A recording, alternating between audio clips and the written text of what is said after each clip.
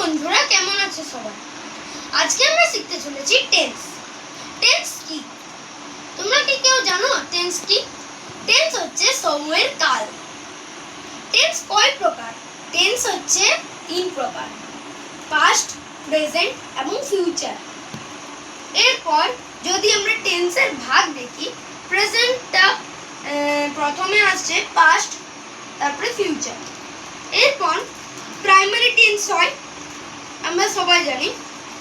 এবারে প্রেজেন্ট টেন্সের একটা एग्जांपल হচ্ছে আই গো টু স্কুল, আমি স্কুল যাই।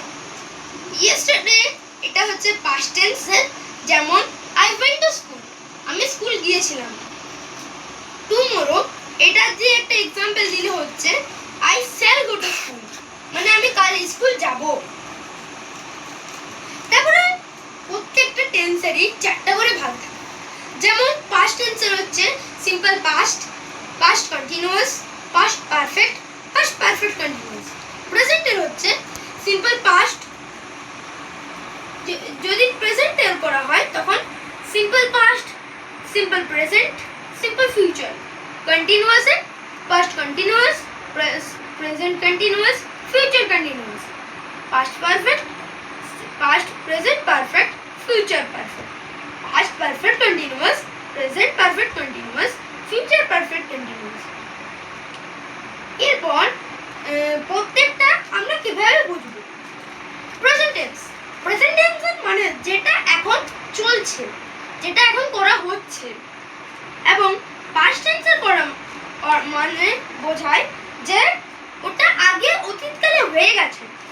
ফিউচার টেন্সে করা বোঝায় মানে ওটা পরবর্তীকালে হবে। এরপর এর 4টা ভাগের মানেগুলো আমরা জেনে নিই।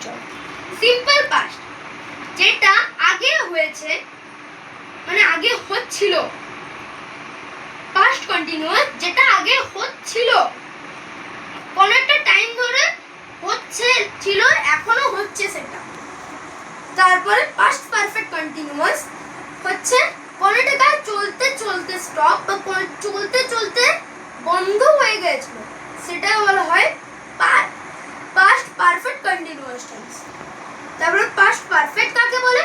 যেটা হবে, মানে কিছু সময়ের জন্য আগে হয়েছিল, সেটাকে বলা হয় পাস্ট পারফেক্ট। তারপর প্রেজেন্ট, সিম্পল প্রেজেন্ট, যেটা এখন হচ্ছে। প্রেজেন্ট কন্টিনিউয়াস, যেটা এখন না, যেটা হবে সেটা হচ্ছে সিম্পল প্রেজেন্ট টেন্স। যেটা হচ্ছে এখন চলছে সেটা হচ্ছে প্রেজেন্ট কন্টিনিউয়াস টেন্স। এবং যেটা চলতে কিছুটা সময় চলেছে সেটা হচ্ছে present perfect tense. Present perfect continuous tense, যেটা একটু বেশি সময় ধরে চলছে কিন্তু বন্ধ হয়ে গেছে। Simple future, simple future tense হচ্ছে পরবর্তীকালে যেটা হচ্ছিল। ফিউচার কন্টিনিউয়াস টেন্স, যেটা পরবর্তীকালে হচ্ছিল, হতে হতে মানে কন্টিনিউয়াস হচ্ছিল। তারপরে ফিউচার পারফেক্ট, যেটা পরবর্তীকালে একটু সময়ের জন্য হয়েছে। ফিউচার পারফেক্ট কন্টিনিউয়াস, যেটা পরবর্তীকালে একটু বেশি সময়ের জন্য কিন্তু ওটা এখন বন্ধ হয়ে গেছে। এখানে কয়েকটি জিনিস দেওয়া আছে, যেমন ওয়ার্কের, যদি ওটা ওয়ার্কটা তো প্রেজেন্ট টেন্স, ওটাতে পাস্ট টেন্সে করা হবে ওয়ার্কড হবে, ফিউচার টেন্সেও ওয়ার্কড হবে। তারপরে ডান্সটা ডান্সড হবে আর ড্যান্সড হবে। You are a brilliant student, এর মধ্যে আর এটা হচ্ছে যে বি ভার্ব। এবার ভার্ব কি? ভার্ব হচ্ছে একটা সিঙ্গুলার এবং এটা প্লুরাল, যে কোনো একটা অবজেক্টের মূল্যায়ন, তাকে বলা হয় ভার্ব।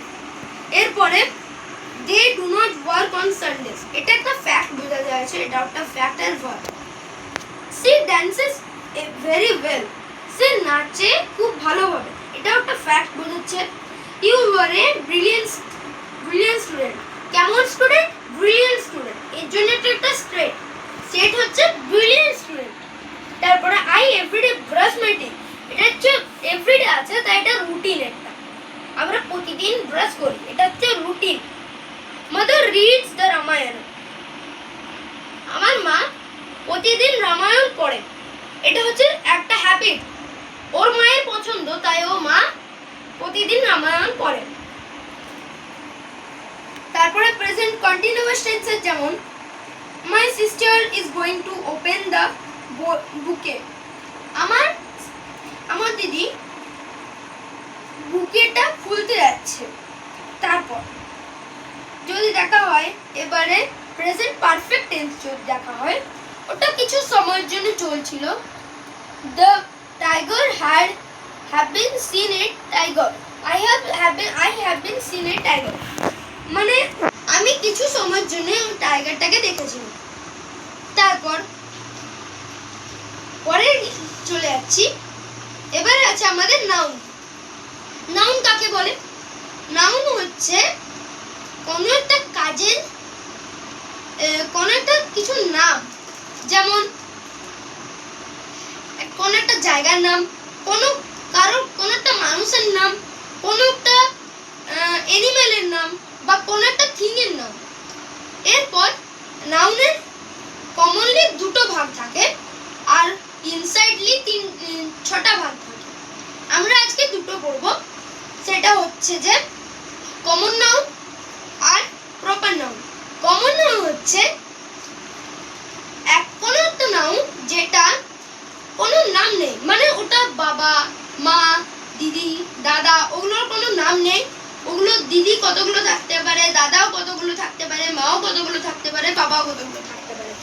এবং যদি কারোর নাম বোঝায়, যেমন রবিন, মাই ফাদার, এটা হচ্ছে কমন নাউন। যদি বলে যে রাম, সাম, যেটা বলবো সেটাই হচ্ছে প্রপার নাউন।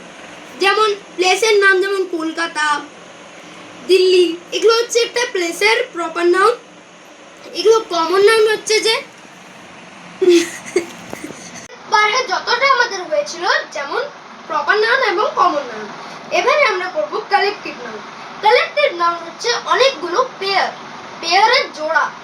ওকে, তাহলে যেমন এ প্যাক অফ কার্ডস, একটা কার্ডের গুচ্ছ। A pack of cards, A bull of geese, একটা বুল মানে একটা জোড়া অফ গিস। অনেকগুলো গিস একটার মধ্যে থাকে, সেটা হচ্ছে সিঙ্গুলার। কিন্তু অনেকগুলো গিস ভাগ করে 3-4টা হলো, এটা কিন্তু প্লুরাল। এরপর এটা কিন্তু এই পর্যন্তই।